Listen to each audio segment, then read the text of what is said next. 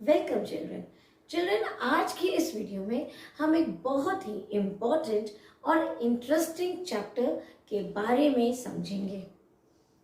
इस चैप्टर का नाम है ट्रिग्नोमेट्री। ये chapter first time class 10th में बच्चों को इंट्रोड्यूस कराया जाता है। इसका मतलब इससे पहले बच्चे बिल्कुल भी इस चैप्टर के बारे में नहीं जानते। They are all unaware about this chapter. This chapter is very interesting and it is equally important. जितने भी साइंटिफिक कैलकुलेशंस पहले भी हुए और आज भी हो रहे हैं, एडवांस फिजिकल रिसर्च सेंटर्स में जितने भी एडवांसमेंट होते हैं, जो कैलकुलेशंस होती हैं, इसी ट्रिग्नोमेट्रिक फंक्शंस को यूज करके होती है। तो पहले आज हम ये समझेंगे कि ट्रिग्नोमेट्री का मतलब क्या है। बेटा, ट्रिग्नोमेट्री 3 वर्ड से बना है। बेसिकली अगर आप पूछो तो पहले it was derived by Greeks, so इन्होंने इसको नाम दिया था ट्रिग्नोमेट्रॉन। बाद में जाके ये बन गया ट्रिग्नोमेट्री। और इस ट्रिग्नोमेट्री वर्ड में 3 वर्ड्स छुपे हैं। एक है ट्रिग्नो का ट्राई, ये गन और ये मेट्री। इस 3 वर्ड्स का अगर हम मीनिंग देखेंगे तो हमें इस चैप्टर के बारे में काफी हद तक समझ में आ जाएगा। ट्राई का मतलब होता है 3, ठीक। गॉन का मतलब होता है साइज और मेट्री का मतलब होता है टू मेजर, कुछ मापना। सो ट्रिग्नोमेट्री एक मैथमेटिक्स की ऐसी फील्ड है, ऐसा ब्रांच है जहां पे आप 3 साइड्स के जो फिगर होते हैं उसके बारे में आप पढ़ते हो, उसको मेजर करते हो। अब डेफिनेटली 3 साइड्स का क्या होता है? 3 साइड्स का एक ट्राइंगल होता है, करेक्ट।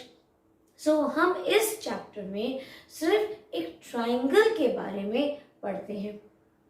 इंटरेस्टिंग बात यह है कि ये कोई अक्यूट, ऑब्ट्यूज या किसी भी तरह का ट्राइंगल नहीं होता। यहाँ पे सिर्फ हम राइट एंगल ट्राइंगल के बारे में पढ़ते हैं।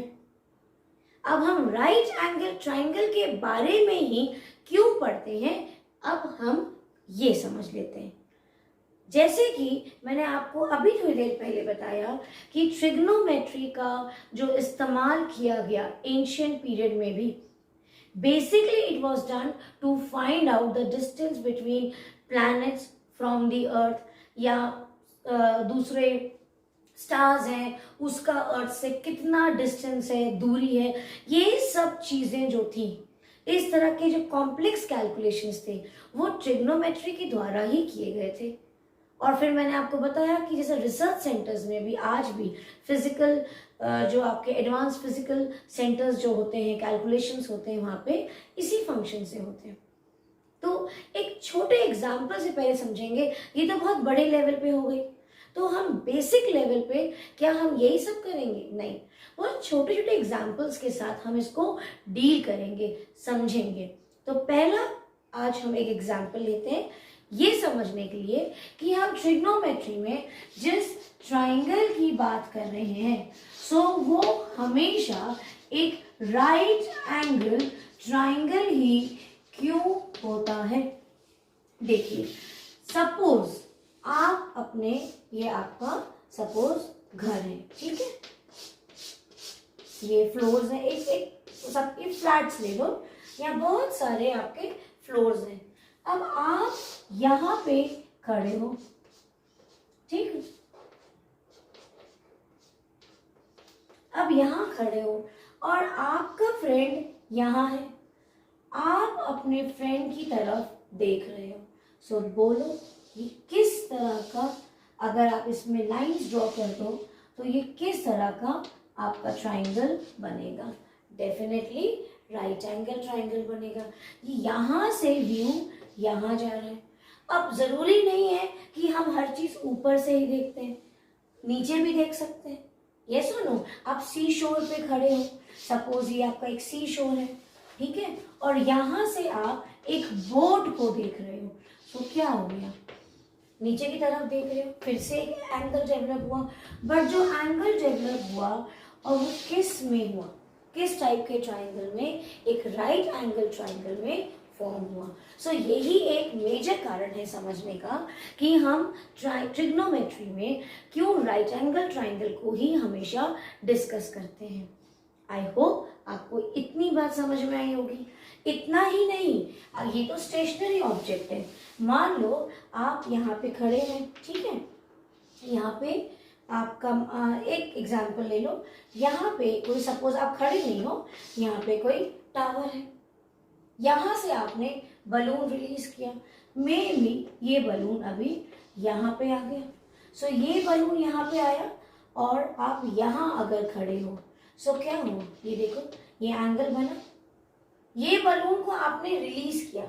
अब ये बलून अगर उड़ के या फ्लाई करके, ठीक है, यहाँ आगे थोड़ा और आगे आ गया, सो वहां से आपका क्या हुआ, अगेन ये देखिए क्या बन गया, एक और राइट एंगल।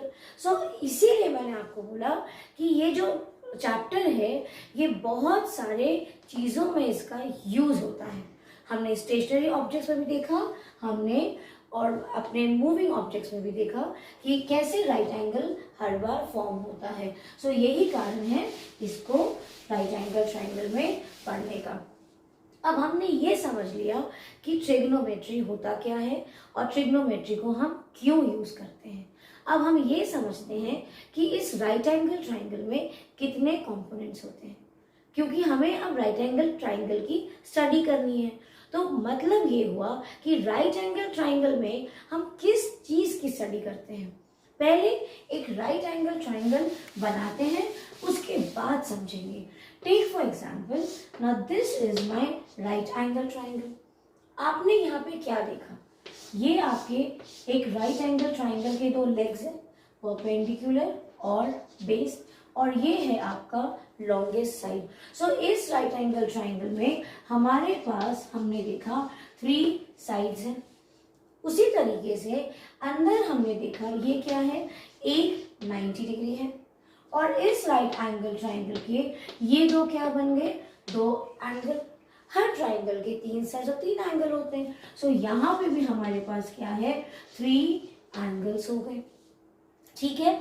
सो ट्रिग्नोमेट्री ऐसी स्टडी है जहां पे हम विद रिस्पेक्ट टू, देखो, साइड्स के रिस्पेक्ट से एंगल्स की स्टडी करते हैं, या फिर एंगल्स को निकालना है तो एंगल्स के साथ में हम साइड्स को भी कंसिडर करते हैं। अब ये एक बहुत ही, देखो, इंटरेस्टिंग बात हुई, क्योंकि अगर आप जूनियर क्लासेस की कोई भी ट्राइंगल की प्रॉपर्टी उठा लो, take for example Pythagoras theorem, वहां पे क्या होता है, लॉन्गेस्ट साइड का square, hypotenuse square is base square and perpendicular square. So किसकी बात हुई, हम यहाँ पे पाइथागोरस थ्योरम में साइड्स को डील करते हैं। फिर आप आ जाइए angle sum property of a triangle. वो क्या बोलता है कि एक ट्राइंगल के अंदर के जो एंगल्स हैं, sum of 3 angles, it has to be equal to 180 degree. So हम एंगल सम प्रॉपर्टी में, एंगल सम ट्राइंगल की प्रॉपर्टी में क्या पढ़ रहे हैं, ट्राइंगल के एंगल के ही बारे में पढ़ रहे हैं, सिर्फ एंगल्स के बारे में या सिर्फ उसके साइड्स के बारे में। ये जो आपकी फंक्शन है ट्रिग्नोमेट्री के, यहाँ पे हम एंगल और साथ में उसके साइड्स को लेके चलते हैं। Have you understood? So we deal with sides with respect to angle. किसी भी चीज में कोई एक चीज अननोन होगी तो दूसरी चीज निकालनी होगी। तो ये कैसे करते हैं, इसके लिए हमें क्या मालूम करना पड़ेगा, हमको ये मालूम करना पड़ेगा, हमें अब ये समझना पड़ेगा कि अगर हमने ये बोला कि हम एक राइट एंगल ट्राइंगल की स्टडी करते हैं, उसके sides with respect to angle, तो किस तरह से लिखते हैं। सो इसके जो हम कंपोनेंट्स निकालेंगे उसको बोलते हैं ट्रिग्नोमेट्रिक रेशियोज। क्या बोलते हैं? Trigonometric ratios. एक चीज और यहाँ पे हम समझेंगे, क्योंकि आज हम बिल्कुल बेसिक लेवल में ट्रिग्नोमेट्री को अपना फ्रेंड बना रहे हैं, तो इसके बारे में हर चीज जान ले।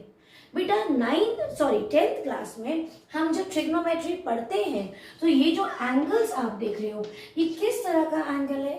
दे are acute angle. So 10th class में हम राइट एंगल, एक तो परपेंडिकुलर है 90 डिग्री है ही ऑलरेडी, बट जो बाकी दो एंगल्स होते हैं वो हमारे अक्यूट एंगल ही रहेंगे हमेशा। इसलिए बता रहे हैं क्योंकि इसमें आगे जाके एक प्रॉपर्टी आएगी। टेक फॉर एग्जांपल साइन, यहाँ पे हो गया 90 माइनस थीटा या कॉस 90 माइनस थीटा। तो बच्चे ये रटते हैं, उनको ये नहीं समझ में आता कि ये 90 माइनस थीटा हम किस चीज को बोल रहे हैं। ऐसा नहीं है कि सिर्फ 90 माइनस थीटा होता है। आप 11th में जाओगे, जब हम लोग इंटीग्रेशन शुरू करेंगे तो वहां पे आप देखोगे कि 180 भी होता है। ठीक है, सो ये बताने का कहने का मतलब ये है कि सिर्फ अक्यूट एंगल नहीं होता, बट हम ग्रेड 10 में अक्यूट एंगल की ही स्टडी करते हैं। हम किसकी अक्यूट एंगल की बात कर रहे हैं, ये देखो फिर से समझ लो। ये जो हमारा राइट एंगल ट्राइंगल बना, उसमें एक एंगल तो क्या है, परपेंडिकुलर है। सो ये क्या है हमारा 90 डिग्री। अब बाकी बच गए दो एंगल्स। ये जो दो एंगल्स हैं, एंगल को हम डिनोट करते हैं यहाँ पे थीटा। अब ये भी समझना पड़ेगा कि यहाँ पे हम थीटा जो बोलते हैं, ये थीटा है क्या। बेटा थीटा यहाँ पे एक वेरिएबल है। हम एंगल को थीटा से असाइन कर रहे हैं क्योंकि थीटा की वैल्यू एक एंगल की वैल्यू होगी जो हम इस सेशन के एंड में समझेंगे। सो अभी आपको बस ये समझना है, जैसे मान लीजिए हम कोई क्वेश्चन लेते हैं कहीं, कोई इसी में ले लीजिए, जैसे यहाँ पे ये मैंने एंगल को दे दिया अज्यूम 30 डिग्री। सो ये तो एक इसकी कांस्टेंट वैल्यू हुई। ठीक है, अब जैसे जैसे वो ऑब्जेक्ट मूव होता है उसका एंगल चेंज होगा, मतलब एंगल की वैल्यू चेंज हो रही है। सो हम लोग जनरली अभी तक ये करते थे कि हम लोग कोई भी वेरिएबल को x, y, z, a, b, c assign करेंगे, बट ट्रिग्नोमेट्री में एंगल्स को हम थीटा से असाइन करते हैं। Theta is nothing but a variable. So अब आगे बढ़े, अगर एक एंगल 90 डिग्री है, दूसरा एंगल थीटा है, सो जो ये थर्ड एंगल होगा ये क्या होगा, इसको समझने के लिए हमें अप्लाई करना पड़ेगा angle sum property of a triangle. वो क्या बोलता है, angle sum property of a triangle बोलता है कि जो तीन एंगल्स हैं ट्राइंगल के, उनका टोटल सम कितना आएगा 180 डिग्री। सो एक एंगल तो ऑलरेडी 90 है, टोटल सम जो होना चाहिए 180 डिग्री होना चाहिए। मतलब जब एक 90 ऑलरेडी हो चुका है, सो अब आपके पास कितना बचा, 90 बचा। मतलब इन दोनों में 90 डिवाइड होगा। अब अगर सेकेंड वैल्यू को, सेकेंड एंगल को हम थीटा मान के चल रहे हैं, तो थर्ड क्या हो जाएगा, 90 में से ये एक थीटा हो गया। अब जो 90 में से बचेगा, थीटा को असाइन के बाद जो बचेगा, वही तो हमारा 90 माइनस थीटा थर्ड एंगल निकलेगा।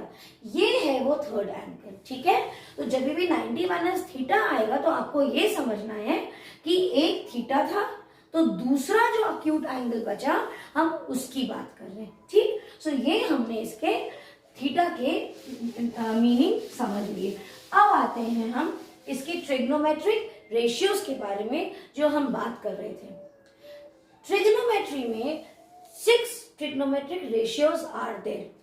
पहला है साइन, दूसरा है कोसाइन, तीसरा है टैंजेंट, चौथा है आपका कोसेकेंट, पांचवा है सेकेंड, और लास्ट वाला है कोटैंजेंट। ये 6 ट्रिग्नोमेट्रिक रेशियोज हैं। ये इसी तरह से पहले लिखे जाते थे और यूज किए जाते थे। ट्रिग्नोमेट्रिक फंक्शंस भी इसको बोलते हैं। अब आते हैं हम यहाँ पे एक इंडिया की बहुत इंपॉर्टेंट हिस्ट्री जो ट्रिग्नोमेट्री से रिलेटेड है। बेटा आप सबको पता है आर्यभट्ट के बारे में। Sir Aryabhata was a great mathematician and research person and scientist. उन्होंने क्या किया, एक उनकी किसी चीज का वो एक एक्सपेरिमेंट कर रहे थे। उसके बाद उन्होंने जो कुछ उन्होंने अपना काम किया है, उन्होंने अपने सारा काम जो उन्होंने डिस्कवर किया, जो उन्होंने समझा, एक बुक बनाई और उसमें उन्होंने उसको पूरा मेंशन किया। इतनी इंटरेस्टिंग बात है कि उस बुक का नाम आर्यभट्टम था और उस बुक में उन्होंने एक टर्म दिया था जिसको बोलते थे जया और जीवा भी बोलते थे। पहले तो इसका नाम अर्ध जया था, बाद में इसको काट के उन्होंने जया किया। कब किया? 500 एसी के टाइम पे। अब ये जो बुक थी, जो इन्होंने काम किया है, ये सारा बाद में अरेबिक में ट्रांसलेट हुआ। अरेबिक से फिर ये लैटिन में ट्रांसलेट हुआ। तो जब इनकी बुक आर्यभट्टम अरेबिक में ट्रांसलेट हुई, तो जैसा उन्होंने दिया था टर्म्स को, वैसा ही उन्होंने मेंशन किया। अरेबिक में कोई टर्म्स से साथ छेड़छाड़ नहीं में, जैसे एक वर्ड था जिया और दूसरा उन्होंने बोला कोटी जिया। क्या बोला इसको? कोटी जिया। तो उनके अरेबिक में जब कन्वर्जन हुआ, इन सब बुक का translation, sorry not conversion, translation, जब इस बुक का पूरा ट्रांसलेशन हुआ, तो जो जो टर्म्स सर ने यूज किए थे वही टर्म्स उन्होंने इसमें मेंशन किया। जब बाद में इसको लैटिन में चेंज किया तो उन्होंने इसको इस तरह से किया। जिया को उन्होंने बोल दिया साइन, और ये देखिए कोटिंज जो है उसको बोल दिया कोसाइन। और कोसाइन और टैंजेंट तो बहुत बाद में आया, सबसे पहले सिर्फ साइन का ही यूज होता था, बाद में कोसाइन और टैंजेंट को भी इंट्रोड्यूस किया गया, बट वो भी आर्यभट्ट सर की बुक से ही ली गई थी। ठीक है, इतनी बात समझ में आई। बाद में you know Americans how interfering they are. उसके बाद ये अमेरिकन्स ने एक एस्ट्रोनॉमर थे, उन्होंने इसको सबको शॉर्ट हैंड में दे दिया, एक एब्रिवेशन दे दिया। साइन को उन्होंने बोला इसको सिर्फ साइन लिखो, कोसाइन को उन्होंने बोला आप इसको कॉस लिखो, टैंजेंट को बोला आप इसको टैन से डिनोट करो, कोसिकेंट को इन्होंने बोला कि आप इसको सिर्फ कॉसेक बोलो, सीकेंट को कहा इसको आप सेक का एब्रिवेशन दे दो, और को टैंजेंट को कहा इसको कॉट रहने दो। सो ऐसे करके इसको आज के टाइम पे इस तरह से ट्रिग्नोमेट्रिक रेशियोज को जब हम पढ़ते हैं तो अब हम साइन, कोसाइन, टैंजेंट, कोसेकेंट नहीं बोलते, अब हम बोलते हैं साइन, कॉस, टैन, कोसेक, सेक, कॉट। अब ये होता क्या है? ये सारे ट्रिग्नोमेट्रिक रेशियोज हैं उस एंगल को फाइंड करने के लिए, जो अक्यूट एंगल होगा या उसका कॉम्प्लीमेंट्री एंगल, कौन सा? 90 माइनस थीटा होगा। अब इनके बीच में भी रिलेशन है। पहले मैं इनका आपको रिलेशन समझा देती हूँ। ये जो 6 हमने ट्रिग्नोमेट्रिक रेशियोज पढ़े, जो सबसे पहले पढ़ा वो था साइन थीटा। इनके रेसिप्रोकल हैं। ये जो है 3 हम पढ़ेंगे और 3 के हम रेसिप्रोकल रेशियोज भी पढ़ेंगे। साइन का जो रेसिप्रोकल होता है वो होता है कोसेक थीटा, मतलब 1 by cosec theta is equals to sine theta. वैसे ही कॉस थीटा का रेसिप्रोकल होता है सेक थीटा, मतलब 1 by sec theta is equals to cos theta. वैसे ही टैन थीटा का जो रेसिप्रोकल होता है वो होता है कॉट थीटा। ये आपको याद करना पड़ेगा, समझना पड़ेगा कि ये इनके रेसिप्रोकल्स हैं। ठीक, अब हम ये समझते हैं कि हमने बोला सबसे पहले जब हमने पढ़ाई की, इसकी शुरू की, अभी जो डिस्कशन किया हमने यही शुरू किया कि इस ट्राइंगल में, राइट एंगल ट्राइंगल में, हम एक एंगल का with respect to its sides study करते हैं। सो ये तो हो गए इनके एंगल्स, तो वो साइड्स कहाँ हैं? वो साइड्स हमको राइट एंगल ट्राइंगल के फिगर से ही मिलेगा। अज्यूम करो ये हमारा राइट एंगल ट्राइंगल है।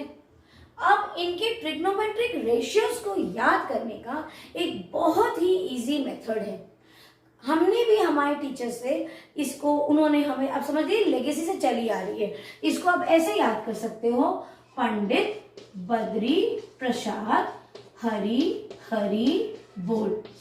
अब क्योंकि ये सोशल मीडिया है या कुछ भी, प्लीज रिलीजन से कनेक्ट मत करना, आपको ये नहीं बोलना आप Peter boy Peter hello hi bye, आप ऐसे भी याद कर सकते हो, आपकी मर्जी, ठीक है। ये हमें इसलिए याद रखना है, ये बहुत इंटरेस्टिंग बन जाता है। कोई चीज को हम किसी तरीके से रिलेट करते हैं तो दिमाग में जल्दी बैठता है, सिर्फ इसीलिए हम इसको इस तरह से बोलते हैं। अब ये है क्या, अगर आप ध्यान से देखोगे तो समझ में आएगा P क्या होता है। P परपेंडिकुलर है राइट एंगल का, H जो है वो हाइपोटेन्यूज है, B जो है वो बेस है। अब ये जो फर्स्ट वाला आपने देखा परपेंडिकुलर अपॉन हाइपोटेन्यूज, ये जो परपेंडिकुलर अपॉन हाइपोटेन्यूज है हम साइन थीटा निकालने के लिए यूज करते हैं। उसके बाद जो आपको दिख रहा है B अपॉन H मतलब बेस अपॉन हाइपोटेन्यूज, ये वाला हमारा कॉस थीटा के लिए होता है। और ये जो P अपॉन B है ये हमारा टैन थीटा के लिए यूज होता है। अब हम यहाँ पे इसको लिख लेते हैं। साइन थीटा का फॉर्मूला क्या है, साइन थीटा का फॉर्मूला है परपेंडिकुलर अपॉन हाइपोटेन्यूज। अभी हमने पढ़ा कि साइन थीटा का रेसिप्रोकल भी होता है कोसेक, सो कोसेक थीटा इसका रेसिप्रोकल क्या हो जाएगा, इसका रेसिप्रोकल हो जाएगा H बाय P, ठीक।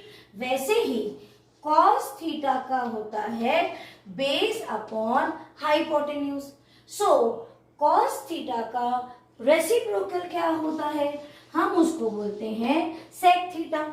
सो सेक थीटा का रेसिप्रोकल क्या हो जाएगा, हाइपोटेन्यूज अपॉन बेस। वैसे ही टैन थीटा का रेसिप्रोकल क्या होता है, परपेंडिकुलर अपॉन बेस। सो टैन का ऑपोजिट क्या होता है, रेसिप्रोकल कॉट, सो वो बन जाएगा बेस अपॉन परपेंडिकुलर। सो ये हो गए हमारे 6 ट्रिग्नोमेट्रिक रेशियोज, ये उनका हो गया फॉर्मूला। अब एक और इम्पोर्टेंट लास्ट में हमें ये समझना है कि अगर आपको अज्यूम करिए ये मिला है थीटा, सो आप कैसे समझोगे, और मान लो अगर राइट एंगल चेंज कर दिया आपका थीटा, अब शिफ्ट होके ये ना होके अगर ये हुआ तो क्या दोनों में परपेंडिकुलर सेम होगा। बस एक ये बहुत इंपॉर्टेंट चीज है, इसको और पेशेंटली बस इसको समझ लो। देखो बेटा, जब हम बोलते हैं sine theta is perpendicular upon hypotenuse, so हमको ये समझना है राइट एंगल ट्राइंगल में क्या हर बार जो हम देखते हैं परपेंडिकुलर क्या वही रहेगा, नहीं।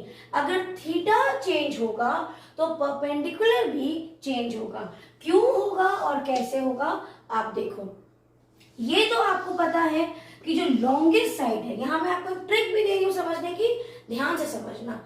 ये तो पता है आपको जो लॉन्गेस्ट साइड होता है वो हमेशा हाइपोटेन्यूज होता है, मतलब हाइपोटेन्यूज तो in any case will remain the same. अब बात ये हो रही है कि बेस और परपेंडिकुलर इन दोनों के बारे में कैसे समझें, इसको समझना। जब भी थीटा हाइपोटेन्यूज से अगर जो जिस लाइन पे रेस्ट करता है, देखिए ये तो हाइपोटेन्यूज है, इसको तो H को तो हम B या P नहीं बनाएंगे, यहां से थीटा निकल रहा है वो किस लाइन पे रेस्ट कर रहा है, ये इस लाइन पे। देखो कहां पे फॉल हुआ, यहां फॉल हुआ, सो ये बन गया मेरा बेस और ये बन गया मेरा परपेंडिकुलर। अब अगर हमने थीटा को चेंज कर दिया, अब हमने बोला अगर ये हमारा थीटा है तो क्या फिर भी यही हमारा बेस होगा, हम सेम कॉन्सेप्ट यूज करेंगे। हमें पता है हाइपोटेन्यूज तो H ही रहेगा, लॉन्गेस्ट साइड चेंज नहीं होगा। अब जहां से थीटा जनरेट हो रहा है और जिस लाइन पे वो फॉल हो रहा है या रेस्ट कर रहा है, ये ये क्या बन गया, ये बन गया बेस।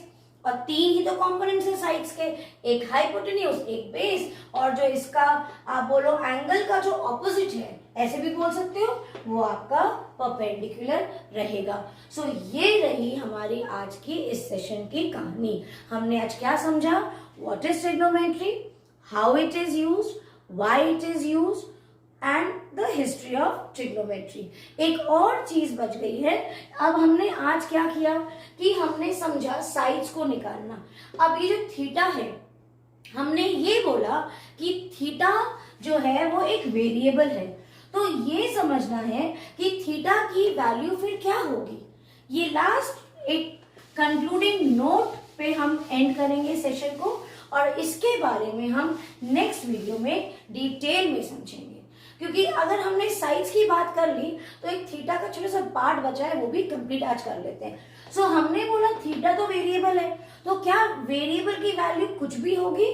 नहीं, हम वेरिएबल की वैल्यू या तो रख सकते हैं 0 डिग्री, ठीक है, या रख सकते हैं 30 डिग्री, या 45 डिग्री, या 60 डिग्री, या फिर 90 डिग्री, ठीक है।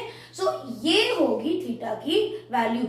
और भी बन सकती है, ऐसा नहीं कि इसके अलावा बनेगी, पर ये एक बेसिक एंगल्स हैं जो हम यूज करते हैं। और इनकी जैसे अगर हमने बोला कि साइन 90 कितना होता है, या आपको मालूम करना है कॉट 45, जैसे आपने फाइनल आंसर निकाल लिया और आपका आंसर आ गया कॉट 45। कॉट 45 की वैल्यू कितनी होती है? इनकी वैल्यूज भी एक टेबल में हम कल नेक्स्ट वीडियो में कल ही कर लेंगे, उसमें हम समझेंगे, and then we will directly proceed to the exercise questions. I hope children you have understood the concept what have been discussed with you today. God bless you children.